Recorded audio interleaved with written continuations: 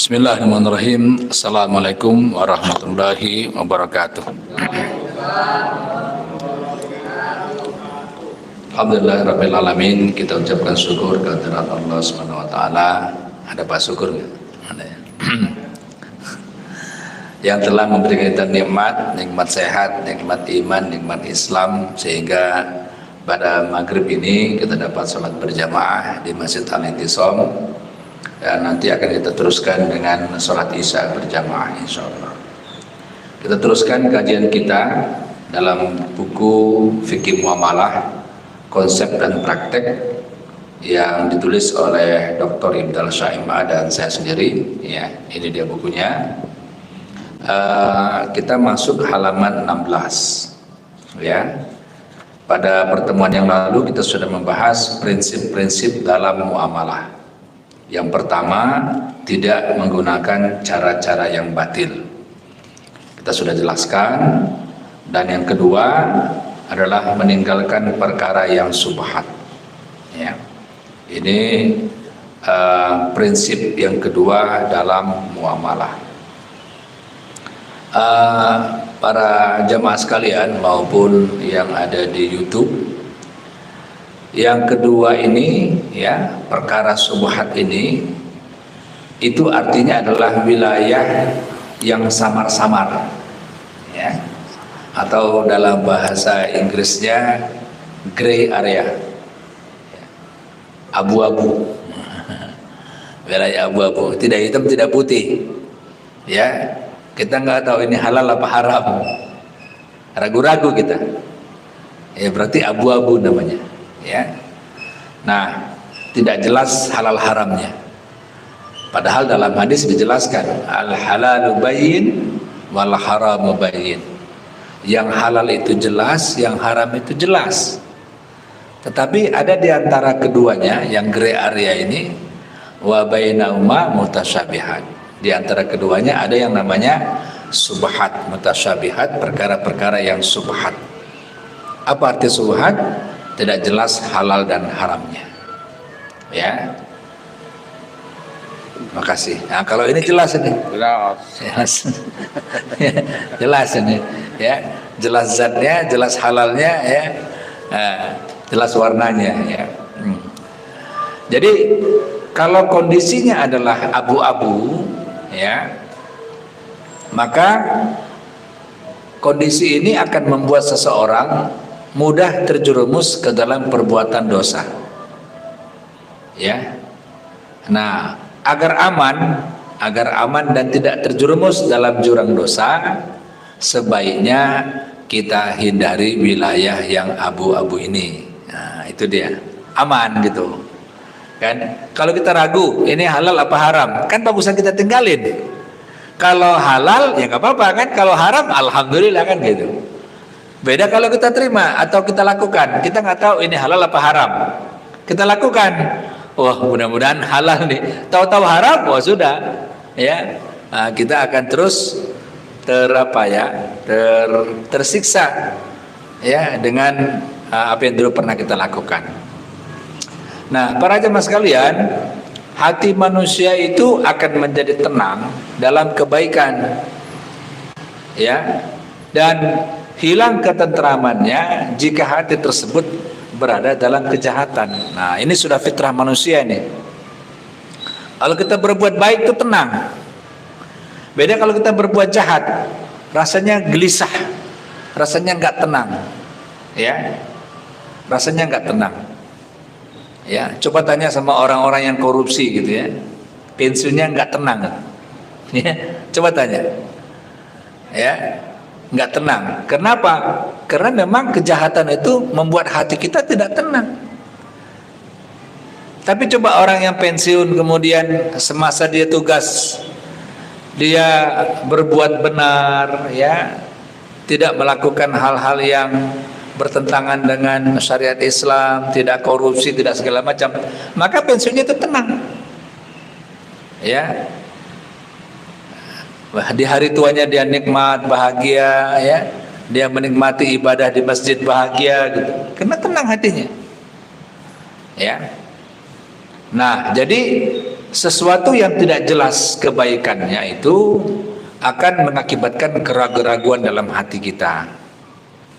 Nah, dalam hal ini Rasulullah mengingatkan agar yang meragukan itu harus ditinggalkan. Nah, itu dia. Ya. Jadi Rasulullah mengingatkan kalau ragu-ragu tinggalkan. Ya. Nah, dalam sebuah hadis riwayat Imam Ahmad dan Nasai, ya, Rasulullah bersabda, "Da' ma yaribuk ila ma la yaribuk. Fa inna sidqa tuma'ninatun wa innal kadhiba ribatun." Nah, ini dia, ya. Tinggalkanlah olehmu sesuatu yang meragukan kepada sesuatu yang tidak meragukan. Nah, itu dia. Jadi kalau ragu-ragu tinggalkan. Sampai kita pasti, ini saya yakin nih, nah, gitu. Ya. Kenapa? Fa inna sidqa tuma'ninah. Karena yang namanya benar, ya, yang namanya benar itu akan memberikan tuma'ninah. Apa itu tuma'ninah? Ketenangan. Ya, ketenangan itu tuma'ninah, Pak. Jadi kalau kita sholat itu kan harus ada tuma'ninah. Nah, itu sholat itu harus tenang. Nggak boleh sholat gerasa gerusuk, ya. Harus tenang sholat itu, ya. Rukuknya harus tenang, ya. I'tidal sujudnya tenang, gitu ya. Ada orang yang sholat gitu kan. Jadi berapa itu? 23 rakaat 7 menit. Oh, spektakuler, ya. Al-Fatihah 1 nafas. Habis itu udah olahraga itu. Ya, begitu ruku langsung olahraga itu. Allahu Akbar, Allahu Akbar, Allahu Akbar. Orang belum ruku dia sudah Allahu Akbar, orang belum sujud dia sudah Allahu Akbar, gitu kan. Udah olahraga, kejar-kejaran. Ya, ibarat lomba lari sudah. Ya, itu jelas tidak ada tumakninah. Ya, ketenangan itu tidak ada. Yang ada jelas begitu salam langsung ngos-ngosan. Ya. Nah, makanya kita pun kalaupun kita masbuk, kita dilarang berlari itu. Oh, masbuk nih, oh gua lari kejar, gua lari, gitu. Nggak boleh juga. Kenapa? Nanti begitu sampai Allahu Akbar gitu kan, ngos-ngosan. Itu tidak betul. Jadi kalau kita pun masbuk, tenang saja, jalan saja tenang. Duduk ya sampai di mana rakaatnya. Nah, begitupun dengan kita dalam bermuamalah, ya, dalam mencari nafkah. Ya, kita bekerjakan sesuatu yang halal, yakin kita halal. Ya. Kalau dapat rezeki dari dukun halal nggak? Hah? Dapat rezeki dari tukang ramal gitu. Datang orang datang, Pak gimana Pak? Oh 2024 itu jadi ini. Wah, diramal gitu. Terus dapat hadiah, dapat apa upah gitu. Dapat upah. Halal nggak tuh? Hah? Halal nggak? Hah? Haram. Ya. Upah dari meramal itu haram, nggak boleh. Ya. Nah, jadi kita harus apa? Harus meninggalkan yang meragukan tadi.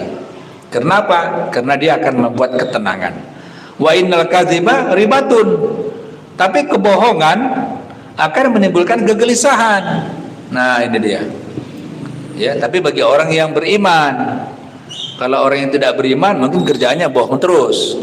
Ya, tapi kalau orang yang beriman begitu dia bohong, dia nyesek dadanya tuh, ya Allah. Nah, itu berarti iman ada dalam dadanya. Ya, ya Allah, aku berbohong gitu ya. Dan berbohong ini kan sesuatu yang membuat Nabi, tidak mendapatkan, tidak bersedia menerima syafaat, ya. Ya Allah, lupa saya Nabi apa, ya, karena dia pernah berbohong, kalau nggak salah Nabi Musa, ya. Tapi berbohongnya demi kebaikan, ya, bukan berbohong ini, bukan, ya. Berbohong demi, oh ya, bukan Nabi Ibrahim, ya. Ketika itu Nabi Ibrahim beristrikan seorang yang inilah yang cukup jelita, ya. Nah, jadi raja itu ketika itu dia akan memperistri siapa saja yang dia suka, asalkan kalau misalkan dia bilang suaminya, dia akan nikahin. Jadi biar suaminya, tapi kalau adiknya enggak gitu ya. Nah, dia bohong, ini siapa, dia bilang ini adiknya. Nah, seperti itu. Jadi sesuatu yang bohong itu ya akan menimbulkan kegelisahan. Nah, suatu perkara yang halal maupun yang haram itu sudah jelas. Namun perkara yang samar-samar tidak jelas apakah itu halal atau haram. Inilah yang disebut dengan perkara mustabihat, ya. Nah, seseorang yang dihadapkan dengan urusan yang seperti ini, dia harus menjauhinya, ya, tidak terjatuh ke dalam perkara yang haram, ya. Nah, jadi kalau misalkan seseorang ya dikasih amplop isinya duit misalnya nih, ya, terima apa enggak? Terima apa enggak? Seorang ngasih amplop isinya duit, tanya dulu ini apa? Tanya dulu ini apa? Gitu, ya. Tujuannya apa? Jangan sampai kita makan yang subhat tadi, apalagi dia ke yang haram. Tanya dulu. Kalau dia bilang, oh ini sedekah saya, terima. Ya, tapi kalau dia bilang, ini supaya Anda begini, jangan dulu. Ya. Nah, jadi ini masalah perkara subhat ini zaman sekarang ini itu banyak sekali modelnya, yang kita nggak jelas halalnya. Kalau kita bilang haram kita nggak berani juga, ya. Tapi kalau kita bilang halal belum jelas halalnya. Ya. Atau misalnya perkara baru, ya. Beberapa waktu yang lalu ramai cryptocurrency, mata uang kripto, ya kan? Begitu itu muncul, orang rame-rame itu invest di kripto, namanya investasi kripto, ya. Nah, saya nggak mau. Kenapa? Saya belum jelas ini halal apa haram ini. Ya, seperti itu. Saya nggak mau main di kripto. Kenapa? Karena saya nggak tahu jelas ini halal apa haram. Sampai saya jelas bagi saya kehalalannya. Sebab kalau saya lakukan ternyata haram, kan repot saya. Ya, banyak juga yang bertanya kepada saya ketika itu, Pak Ustadz, bagaimana nih tentang kripto? Saya bilang tunggu fatwanya dari Majelis Ulama. Ya kan? Tapi ini luar biasa kripto ini. Ada di daerah Kerawang, ya. Kerawang itu sampai aparat desanya main kripto. Kripto. Sampai ada tulisannya KUR. KUR. Kalau kita kan tulisannya kan kredit untuk rakyat, kan KUR kan gitu. Ya. Kalau bank-bank kan mengeluarkan KUR dengan bunga yang sangat rendah. KUR, kredit untuk rakyat. Tapi KUR di situ bukan kredit, tapi kripto. Kripto untuk rakyat. Coba bayangin. Itu main semua. Jadi mereka udah biasa. Saya main kemarin 25 juta, saya rugi habis semua. Saya main sekian juta habis. Ya. Nah, kan betul. Beberapa waktu yang lalu keluar fatwa dari MUI, kripto haram. Udah titik, nggak ada lagi pertanyaan. Coba kalau dulu kita lakukan, kan kita jadi, aduh, saya lakukan yang haram ternyata. Nah, seperti itu ya. Jadi kalau baru-baru belum jelas halal haramnya, jangan dulu lakukan. Tunggu dulu fatwanya dari Majelis Ulama Indonesia. Kalau sudah jelas halalnya, baru kita lakukan. Kalau tidak, jangan dulu. Ya. Nah, bagaimana penjelasannya keharamannya? Nah, nanti kita akan sampai ke sana dalam konteks tentang instrumen-instrumen keuangan, ya. Itu ada di halaman 120-an. Jadi ada sebuah riwayat, ya, kehidupan sahabat Rasul yang menggambarkan betapa sahabat Nabi menjauhkan diri dari hal-hal yang subhat. Yaitu dikisahkan Abu Bakar Siddiq, ya. Abu Bakar Siddiq ini punya pembantu, punya khadim, ya, punya khadim. Jadi yang kerjaannya mempersiapkan makanan, ya, khadim itu mempersiapkan makanan. Pada suatu hari pegawai ini bertanya kepada Abu Bakar, tahukah Tuan makanan yang Tuan tadi makanan dari mana? Ya, karena Abu Bakar nyuruh dia jamin makanan, dia siap makanan, dia makan aja kan. Habis itu ditanya sama pembantunya tadi, tahu nggak Tuan itu dari mana tadi? Kata Abu Bakar, nggak tahu. Ceritalah dia, begini Tuan, ya, tadi saya meramal, ya, jadi saya ditanya oleh seseorang tentang masalah gaib, lalu aku tipu dia dengan pura-pura jadi tukang ramal. Jadi pembantunya nipu yang nanya, dia sosok dukun lah gitu, ya, sosok dukun ramal. Lalu setelah dia ramal itu, kemudian dia kasih aku makanan, ya, dia beri aku makanan. Lalu makanan itu aku hidangkan untuk Tuan. Wow, terkejut Abu Bakar, ya. Apa yang dilakukan oleh Abu Bakar setelah itu? Apa? Dimuntahkan, dimasukkannya tangannya ke dalam mulutnya, lalu dia muntahkan sampai muntah, sampai begitunya itu. Ya, bagaimana sahabat menjaga agar rezeki yang masuk ke perutnya itu tidak yang haram gitu, sampai begitu. Padahal makanannya halal, tapi cara mendapatkannya haram begitu loh. Kan haram itu dua. Haram itu dua. Pertama haram zatnya, seperti babi, ya, khamar, arak dan lain sebagainya, miras itu haram zatnya. Yang kedua haram mendapatkannya. Walaupun dia bebek, ayam, daging, tapi kalau cara mendapatkannya tipu-tipu, ya, kayak tadi ditipunya, ya, meramal dia macam-macam, kasih makanan, itu dimuntahkan sama Abu Bakar. Nah, dari sini kita bisa bermuhasabah lah terhadap diri kita, ya. Tahun 2023 ini udah mau berakhir, 2 hari lagi berakhir. Kita bisa bermuhasabah, apakah selama tahun 2023 ini harta yang saya dapatkan itu sudah dengan cara yang halal. Nah itu, ya, ini bagus untuk kita bermuhasabah, ya. Kita berintrospeksi ke dalam diri kita, apakah rezeki yang saya dapatkan ini caranya ini sudah halal, atau di situ masih ada yang samar-samar, nah misalnya, ya. Nah, beginilah sikap sahabat Nabi yang tidak mau memakan makanan yang mengandung subhat, ya. Padahal kan zatnya itu halal kan, tapi cara mendapatkannya haram. Nah, itu dimuntahkan, ya. Kenapa? Karena untuk menjaga supaya kita tidak terjerumus ke dalam yang haram, ya. Karena kalau kita makan yang haram, sebenarnya kita memasukkan api ke dalam perut kita, ya. Makanya masalah makanan ini betul-betul kita jaga, ya, jangan sampai makanan yang masuk ke perut kita itu makanan yang haram, ya, baik haram dalam cara mendapatkannya maupun haram zatnya, ya. Nah, itu prinsip yang kedua, meninggalkan perkara yang subhat, ya. Ini hendaknya menjadi perhatian kita semua, ya.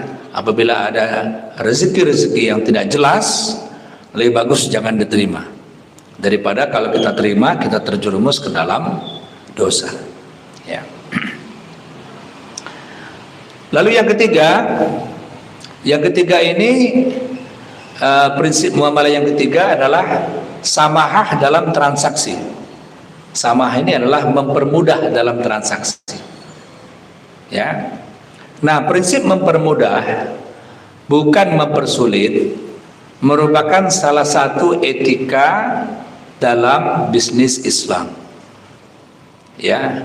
Dengan mempermudah suatu transaksi berarti telah melakukan efisiensi baik waktu maupun energi, sehingga banyak pekerjaan yang dapat diselesaikan dalam waktu yang singkat. Dampak lainnya tentu akan berpengaruh pada pengurangan biaya, ya. Nah, ini prinsipnya adalah yassiru wala tu'assir, Permudah, jangan dipersulit. Bukan dibalik. Persulit, jangan permudah.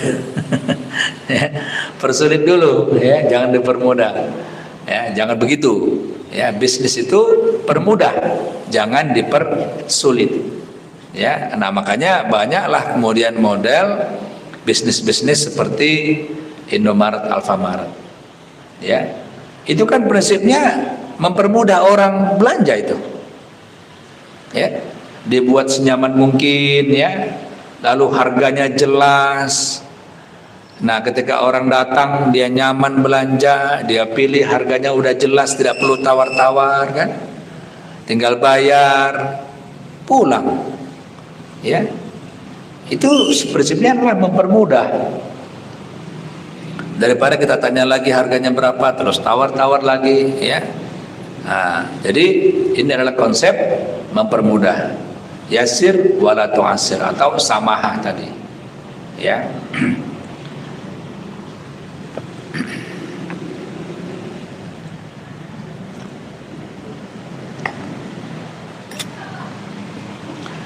Nah, di dalam hadis riwayat daripada yang diriwayatkan oleh Bukhari dan Imam Baihaqi, di sini dijelaskan, qala Rasulullah sallallahu alaihi wasallam, rahimallahu 'abdan samhan idza ba'a, samhan idza ishtara, samhan idza qada. Rawahul Bukhari. Ya. Nah, di sini dijelaskan rahimallah, Allah akan merahmati, atau Allah pasti merahmati abdan, seorang hamba, samhan idza ba'a, yang bersikap mudah dalam dia menjual. Nah, berarti ini buat penjual nih. Ya. Buat penjual, ketika dia menjual, permudah. Jangan dipersulit. Ya. Nah, kalau mempersulit menjual ini, pasti yang dijual nggak akan laku-laku. Satu, yang kedua, pembeli juga kecewa. Ya, contoh misalnya beberapa waktu yang lalu, saya ada teman anggota DPD RI mau tinggal di Bogor. Dia tanya, rumah di Budi Agung ada nggak yang mau dijual? Saya bilang ada. Berapa harganya? Ketika itu 1,4 M. Ya, saya nggak usah sebutkan rumahnya di mana, ya, tapi di Budi Agung, gitu ya. Terus dia bilang, ayo Pak Ustadz kita tengok. Ayolah tengok. Tengok, masuk ke dalam rumahnya kan, assalamualaikum segala macam, tengok, lihat, ya, oke. Kemudian begitu sudah lihat semua, kita tanya kan, betul nggak ini Bu, harganya 1,4 M? Oh, sekarang sudah naik Pak. Tanya lah. Sekarang 1,7 M. Gimana ini? Kita dapat informasi 1,4. Jadi karena 1,4 itu teman tadi mau survei karena kemampuannya di situ kan. Kita bilang 1,7, mundur teratur teman itu. Nggak jadi dia. Ya begini, udahlah nggak jadilah Ustaz. Nggak jadi dia. Coba kalau awal dia bilang 1,7, mungkin dia nggak akan survei kan. Nggak sesuai dengan kemampuan budgetnya. Mungkin dia survei yang sesuai dengan kemampuan budgetnya. Nah, jadi itu termasuk orang yang apa? Mempersulit dalam menjual, atau memang dia nggak mau niat jual gitu. Kan gitu. Nanti orang tahunya 1,7, datang orang. Sekarang naik Pak 2 M ya. Lah, berarti kan memang niat nggak mau jual kan? Kalau asal dia tanya orang naik harganya, atau orang naik harganya lah gimana? Nah, ini salah satu mempersulit dalam menjual. Nah, kalau orang yang sudah niat menjual, ya justru ketika dibilang harga 1,4 masih bisa nego. Berarti dia mempermudah dalam menjual. Ya, apakah negonya 1,39 atau 1,38, kan itu enak-enaknya begitu. Ya kan? Jadi ada nego gitu, ya. Nah, coba kalau kita bandingkan dengan penjual rumah yang lain, katakan si X ya. Si X ini dia menjual rumah, dia tawarkan misalnya 2,7 misalnya ya. Lalu si pembeli nawar 2,5. Kan biasa itu jual beli kan biasa. Lalu kemudian nego-nego si penjual bilang, oke, kalau gitu Pak kita bagi dua aja. Bapak tawar 2,5, saya menawarkan 2,7, kita ambil aja jalan tengah 2,6. Nah ini berarti mempermudah. Sehingga yang menjual 2,6 mau turun, yang membeli mau naik, sehingga deal misalnya seperti itu. Nah itu adalah cara mempermudah menjual barang. Tapi kalau misalkan dia menjual setiap orang nanya naik, suruh nanya naik, nah itu tidak termasuk dalam hadis ini. Ya. Nah, ini dalam hal apapun, ya, kita harus mempermudah dalam menjual. Yang kemudian samhan idza ishtara, mudah dalam membeli. Bagaimana mudah dalam membeli? Nawar jangan keterlaluan. Itu berarti enggak mudah dalam membeli. Ya, berapa harganya? 100. 20 Pak ya katanya. Nah, itu kan namanya apa namanya? Ngejek namanya itu kan. Nah, berarti dia nggak mudah dalam membeli. Ya, makanya konsep-konsep seperti Indomaret itu menjamur di mana-mana, meskipun namanya macam-macam. Ada Berkah Mart, ya, ada lagi sekarang modelnya nama investornya. Jadi misalkan nama investornya saya Tanjung Mart, nama investornya Pak Trioso Mart. Nama investornya Pak Harjito Mart. Sekarang udah ada juga yang begitu modelnya dibuat, meskipun suppliernya tetap dari satu pihak gitu. Tapi itu modelnya adalah apa? Mudah, orang datang dia nyaman, dia mudah dalam menjual, mudah dalam membeli, ya. Nah sehingga ramai model-model seperti itu, ya. Nah jadi termasuk tadi ya, mudah dalam membeli, tidak menawar terlalu jauh. Boleh tawar boleh, kalau kita di pasar tradisional ya, di mana ada harga kita tawar boleh. Tapi kalau kita tahu penjual itu memang menjual harga 2 kali lipat, kita boleh nawar. Misal nih, kalau umroh kalau mau beli barang di Madinah, ya, jangan nawarnya dikit. Kenapa? Dia naikin harga tinggi. Nah itu sudah tahu tuh. Ya, jadi kalau misalkan dia jual jubah misalnya, berapa harga jubahnya? Misalnya dia bilang berapa? 150 real misalnya. Ya, tawar 100 atau tawar 100 lah. Kenapa? Karena dia sudah naikin harga tinggi. Ya.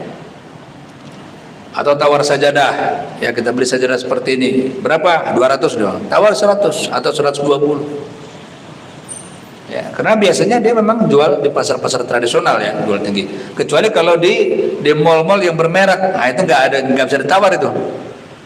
Sudah kayak Alfamaret tuh, Indomaret tuh. Ya, misalnya jubah di sini ditulisnya gitu ya. Berapa misalnya? 250 real misalnya. Ya 250 real. Itu udah nggak bisa ditawar tuh. Ya, jadi kita harus tahu di mana tokonya. Ya, tapi kalau toko-toko yang tradisional, apalagi yang jualnya orang India, orang Bangladesh, orang Pakistan ya, itu tawarnya itu jauh. Karena kalau kita beli tawarnya dikit, misalkan 150, kita harus 140, oh senang dia. Langsung dia kasih tuh. Tahu-tahu besok teman kita beli 110 misalkan, ya gua kena tipu, begitu ya. Jadi penawar itu kalau kita tahu dia sudah memang menjual harga tinggi, kita tawar lebih rendah, ya, nggak apa-apa. Nah yang ketiga, samhan idza qada, mudah dalam membayar hutang. Nah ini bagi yang berhutang nih ya. Hutang piutangnya kan biasa, ya biasa kita berhutang. Justru kita sisihkan dari pendapatan kita untuk orang yang berhutang. Ya, misalnya kita punya gaji 100, misalnya 10%, 10-nya misalkan kita sisihkan untuk orang yang berhutang. Apakah adik kita, apakah teman kita. Jadi ketika dia pinjam utang, kita ada budget gitu. Ya, itu manajemen keuangan yang bagus seperti itu. Jadi selalu kalau orang pinjam utang ke kita ada budgetnya. Ya. Karena memberi hutang orang itu ada 2 pahala.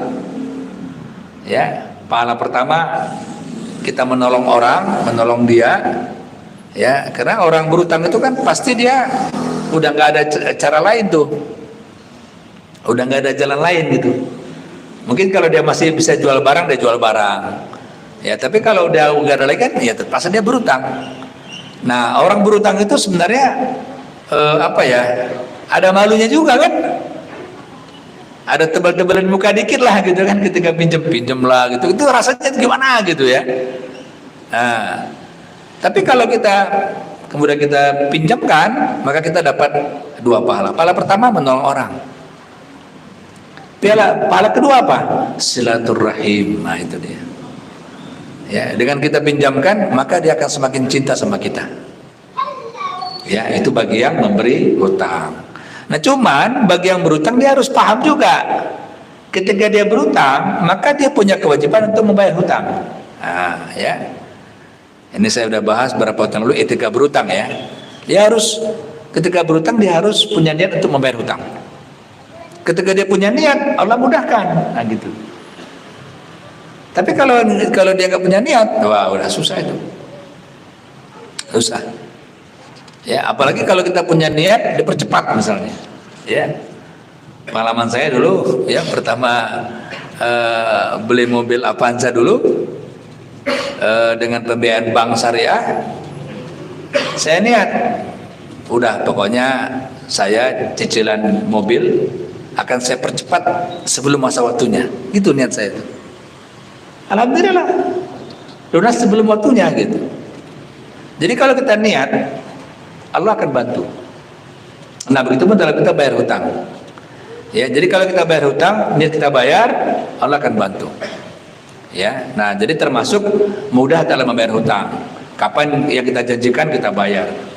Bagaimana kalau pas janjikan kita nggak punya uang, kita datangi orang yang berutang, orang yang kita utangin. Mohon maaf Pak, ya saya belum mampu bayar. Atau bayar semampunya dulu. Mohon maaf Pak, saya janji sekarang saya bayar 10, saya belum punya anggaran, saya bayar 5 dulu Pak ya, gitu. Itu etika ya orang yang berutang. Mudah dia dalam berutang. Sebab kalau orang nggak bayar, begitu jatuh dia diam-diam aja nongol gitu kan. Orang yang meminjamkan dia pasti dia ngomong, besok kalau lu pinjam lagi nggak akan gua kasih kan gitu kira-kira. Kapok dia. Nah, itu kan menutup apa itu? Menutup rezeki namanya kan. Rezeki. Tapi kalau misalkan dia sudah baik sama kita, percaya sama kita, besok kita pinjam lagi dia kasih lagi. Besok pinjam lagi dia kasih lagi gitu kan, begitu ya. Nah jadi mudah dalam membayar hutang itu salah satu hamba yang Allah beri rahmat itu ya. Karena hadisnya begitu, hadisnya rahimallah, Allah merahmati orang yang tiga tadi kan, mudah dalam menjual, mudah dalam membeli, mudah dalam membayar hutang ya. Nah jadi kalau kita punya hutang, kita niatkan, kita bayar lunaskan sebelum waktunya, itu niatnya begitu. Ya Allah beri saya kemampuan melunasi hutang saya sebelum waktunya. Nah itu dia. Maka Allah yang akan melunaskannya nanti dengan caranya sendiri. Ya. Nah kemudian dengan mempermudah urusan seseorang baik dalam jual beli atau hutang piutang akan mengundang rahmat Allah. Kenapa? Karena di dalamnya terdapat nilai kasih sayang tadi itu. Ya. Nah orang kalau orang nggak sayang, nggak mungkin dia kasih pinjaman itu, nggak mungkin. Biasanya kan orang, Pak pinjamlah Pak uang Bapak sekian. Karena dia sayang, kenapa dia pinjemin? Kalau nggak sayang nggak mungkin dia pinjemin. Nah, artinya ketika seseorang meminjamkan uangnya kepada orang yang berhutang, maka orang yang berhutang pun mesti berbalas sayang itu. Ya, bagaimana cara membalasnya? Berikan kepercayaan. Ya. Nah, jadi Allah mencintai seseorang yang suka menebarkan kasih sayang di dalam kehidupan, termasuk memudahkan, ya, termasuk dalam kategori memudahkan. Bagaimana jika pembeli menyesal? Ya. Jadi barang sudah dibeli, si pembeli menyesal. lalu dia pulangin barang itu, bagaimana? Bagaimana sebaiknya sikap penjual? Ya, nah, penjual yang dirahmati oleh Allah adalah penjual yang mau bersedia menerima pembatalan tersebut. Ya. Nah, jadi kalau sekarang kan begitu. Sekarang ada pengumuman barang yang sudah dibeli tidak dapat dikembalikan. Ya kan? Gitu kan di mana-mana kan? Itu sebenarnya bertentangan dengan hadis ini. Ya, itu namanya disebut dengan iqalatun nadim. Iqalatun nadim. Nah, ini hadisnya ya. Riwayat Abu Daud, Ibnu Majah dan Ibnu Hibban. 3 ini periwayatnya. Rasulullah bersabda, "Man aqala musliman bai'atahu aqalallahu asratahu yaumal qiyamah." Barang siapa penjual yang menerima penyesalan dari pembeli, ya, maka pada hari kiamat Allah akan membatalkan kesalahannya. Masya Allah, bayangkan itu.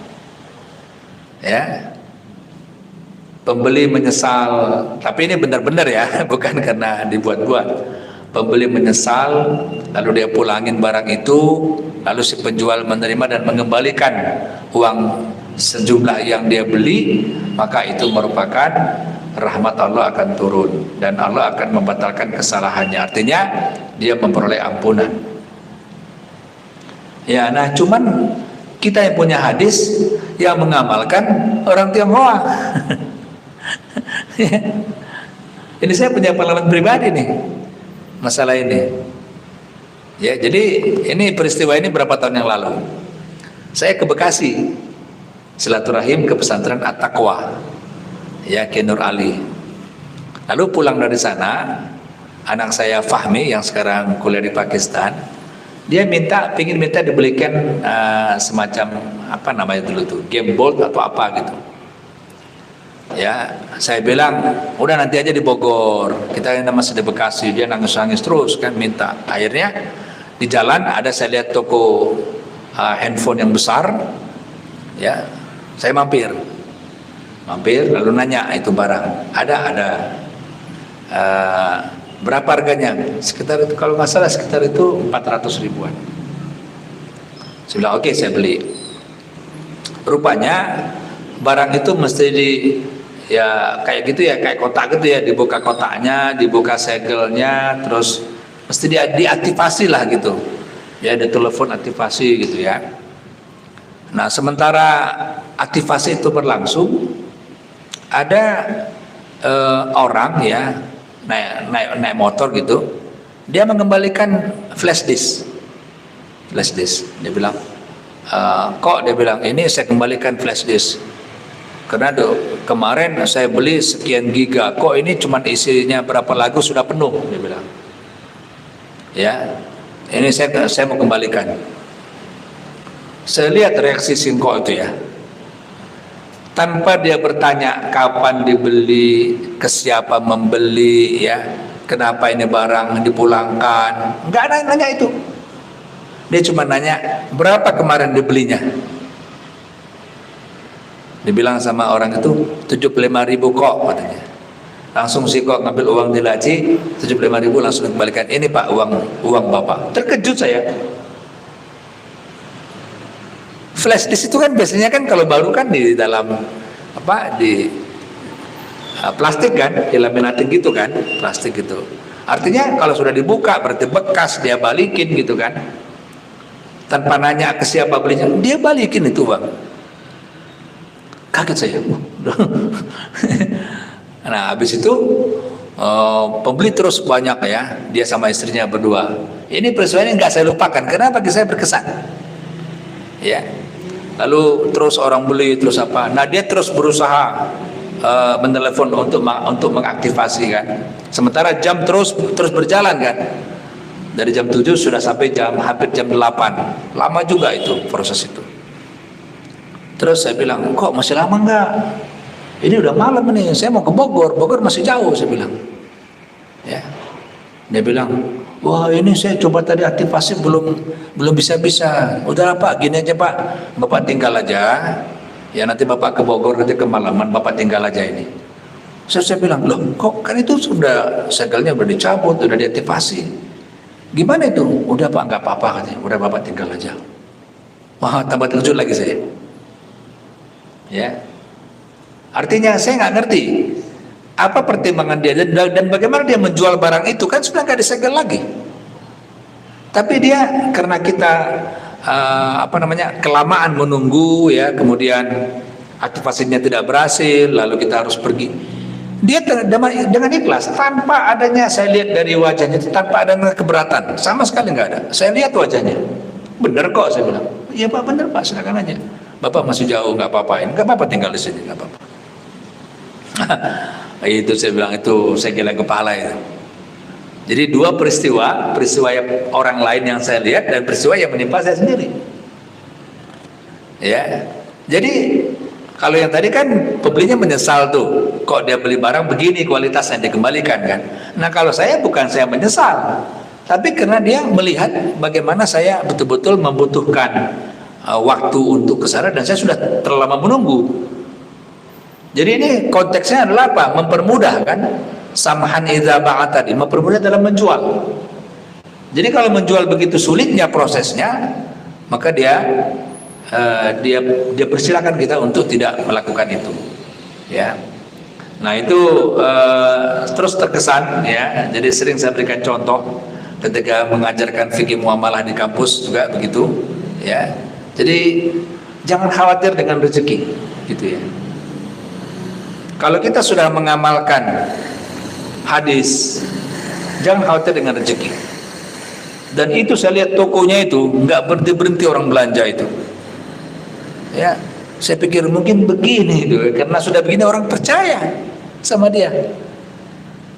Ya, nggak berhenti orang belanja, datang lagi belanja lagi, macam-macam lah yang dibeli.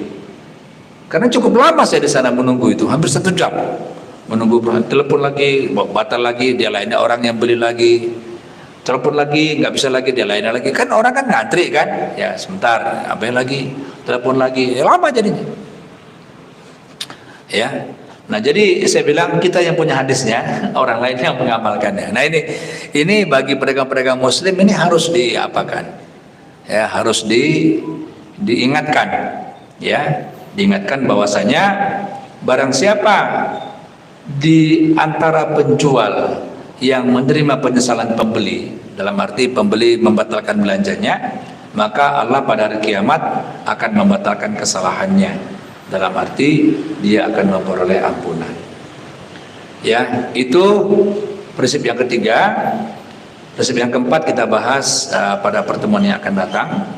Ya, jadi saya ulang, kita sudah bahas 3 prinsip dalam muamalah. Prinsip pertama, tidak menggunakan cara-cara yang batil.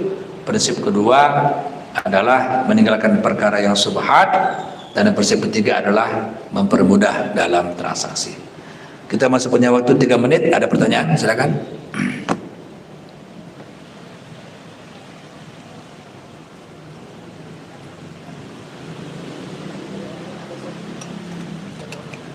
Ada di online pertanyaan. Apa pertanyaannya?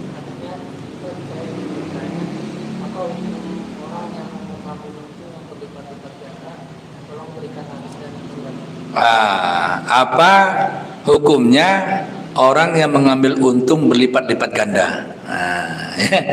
Nah, begini, kalau dalam masalah untung itu saya belum menemukan batasan, ya. Tetapi ada yang namanya uruf ataupun kebiasaan. Kira-kira kebiasaan kalau tukang gorengan ngambil untung berapa persen, gitu ya. Nah, itu kan bisa kita lihat. Atau kebiasaannya kalau kita jualan jus ambil untung berapa persen. Sebab kalau dia berlipat-lipat orang pasti nggak beli, ya. Nah, tapi cuman ada memang satu kisah, sahabat dia pergi ke pasar, dia beli kambing, lalu dia beli kambing 2 kambing seharga 1 dirham, 1 dinar. Lalu dia pulang pas di jalan ada orang yang nawar, nawar 1 kambing 1 dinar, padahal tadi dia beli 2 kambing 1 dinar, berarti kan double keuntungannya kan. Nah tapi kan dia kan jual cuma satu lagi dia bawa pulang, itu dia jual. Lalu peristiwa ini kemudian diadukanlah kepada Rasulullah, ya, cerita sahabat ini, ya Rasulullah, aku begini, bagaimana pendapatmu ya Rasulullah? Rasulullah bilang, ya nggak apa-apa, ya. Jadi artinya keuntungan 100% pun itu tidak apa-apa, ya, dalam hal ini. Nah sekarang kita lihat konteks dagang, ya. Kalau warung-warung makan, katakan warteg, ya, warteg, rumah makan Padang, itu kan rata-rata keuntungannya 100%, rata-rata itu, ya. Nah tapi itu paling tinggi sudah itu, ya, nggak ada lagi yang lebih tinggi daripada itu. Makanya usaha yang paling tinggi itu adalah usaha makanan, ya. Nah di bawahnya barulah kemudian ada yang 50%, ada yang 30%, ya. Nah tapi memang mayoritas maksimum keuntungan itu di angka 30%, ya. Di bawah itu, di atas itu orang akan mikir, ya. Nah beda kalau di tempat-tempat tertentu, ya, misalnya di bandara gitu. Ya, dia bukan hanya jualan produk sebenarnya, tapi dia jual tempat, ya. Atau kita makan di restoran pagi sore gitu, ya. Nah yang udah makan di restoran pagi sore gitu kan, nah, mungkin begitu bayarnya agak terkejut juga barangkali kan. Nah, karena itu kita beli tempat, kenyamanan, bukan hanya beli produk, ya. Nah jadi ini mohon dibedakan. Jadi memang itu kira-kira batasan dalam keuntungan, ya. Pertanyaan dari YouTube tadi, ya, dari itu, ya, dari Haikal. Baik, demikian sudah Isya, ya. Kita teruskan lagi pada pertemuan yang akan datang. Terima kasih atas segala perhatian. Mohon maaf atas kekurangan. Assalamualaikum warahmatullahi wabarakatuh.